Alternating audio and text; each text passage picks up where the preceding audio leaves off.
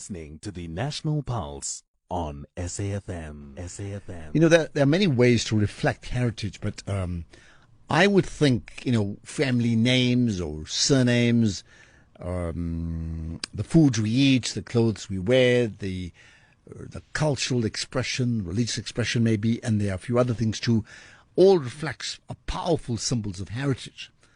The one thing I've left out is language, and that's what we're going to talk about now, because it's a good time to talk about Heritage Day when we talk about the link between language or languages in this case, and heritage. So let's talk now to Dr. Tessa Dowling, the senior lecturer in the African Languages section of the School of Languages and Literature at the University of Cape Town. Dr. Dowling, good to connect with you once again on the National Pulse. Yes, great. Sanibonani, moleni. Well, you see, you're making exactly that point, and that's why we must talk about just that. But by the way, I just want to remind people that the conversation we had a few months back, they need to listen to that podcast and we need to share it again because it's just such an important conversation you had then. So let's then talk about now, right? You've put out a new book.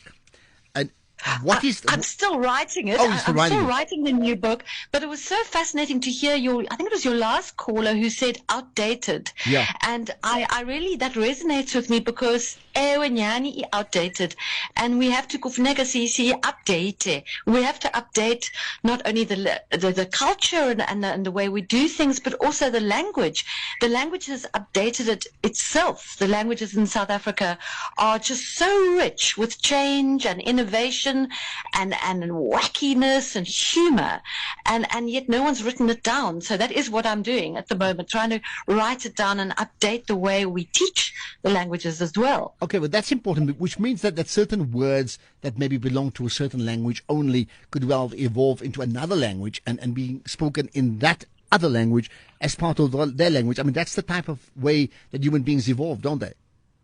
Yes, and when that word, that's so true, and when that word becomes part of your language, people say, why are you speaking so much English when you speak Xhosa, for instance? They're not. They're speaking Xhosa.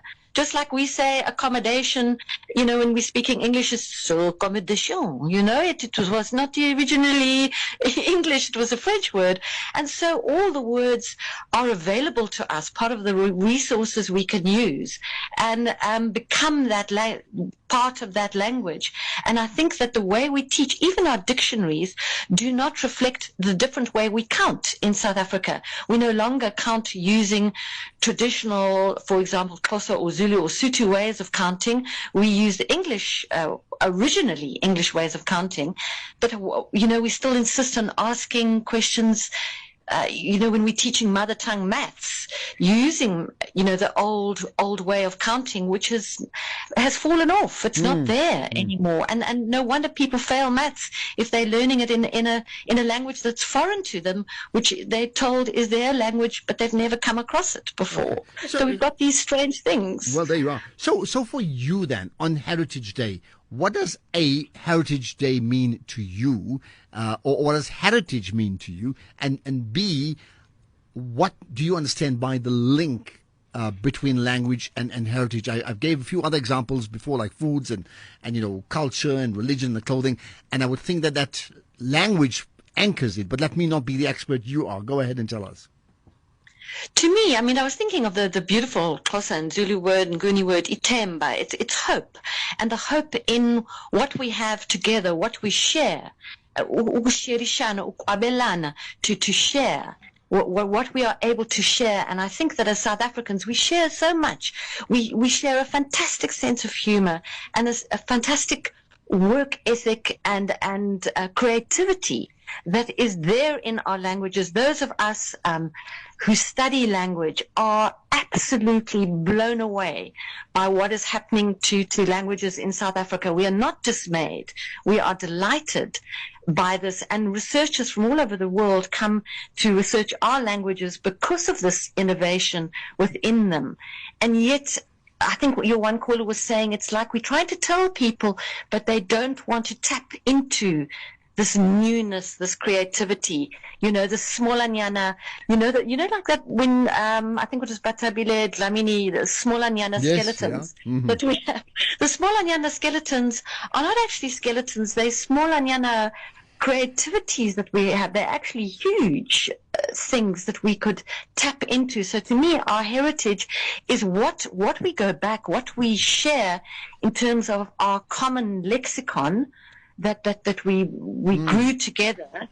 And that we have that available to us. Afrikaans, Sotho, Swati, all of these languages that are part of who we are and are in our names and in the way we refer to things. And, haibo and yo, all of these these things are just part of who we are and could become something that brings us together if we go more deeply and we allow it out. We could fly. Well, I certainly use the word "ish" a lot more than many others do. But let me ask you this then. Do you think, and it's interesting, I'm speaking to you on Heritage Day, is there a need to have a Heritage Day set aside as a day as we have now? Or is there a greater need to emphasize and solidify heritage all throughout the year, maybe through different mechanisms, language, of course, being one of them? I think so. I agree with you, because I think setting aside just one day means that for the rest of the days we can forget about it. We wear wonderful costumes and we talk about language, but how about diving in right now and saying, I am going to learn to speak with my fellow South Africans, and because the languages are coming together, there's so much easier to learn them because of the vocabularies that are shared. You can do it. So certainly for English and Afrikaans speaking South Africans, we could do that. But I can't tell you how many Sotho Tswana students I teach who say, no, I want to learn Xhosa. And I think that's part of also who we are, that we are a nation who are interested in each other and in each other's languages. And we should do that every day. We should show that interest. Let's then talk about the book that you are writing. So not completed, but writing. Tell me about that. Yes. It came out of a frustration out of looking at dictionaries and trying to find words that I had heard. I hear on Umhlobo Wenene, I hear people speak, and then I go, I wonder if it's in the Greater Dictionary of Xhosa. No, I wonder if it's in this dictionary. And then I think, English gets 800 or 1,000 new words every day, updating the English language. And that is how English grows. But somehow we don't update our languages here. We don't seem to have a body that listens, that finds corpora and adds them. So it's partly saying, this is what I've discovered. These are all the new words that I hear daily that don't occur in any dictionary, and that they should be there and they should be celebrated. So that's one part of it. And then I also look at just different expressions. I look at things that, that are so solid about the language that are not going to change. So those are called in linguistics system morphemes, like all the grammar. So those of you who say learning grammar is boring and you shouldn't, well, that is what remains of a language, is the grammar. Okay. And how that can be used to harness the new lexicon. Okay, we're on to news time. What's the title of that book? It's called E-Innovation. E-Innovation is language innovation. I'm still working on the title, but I like E-Innovation. All right. Because of the E.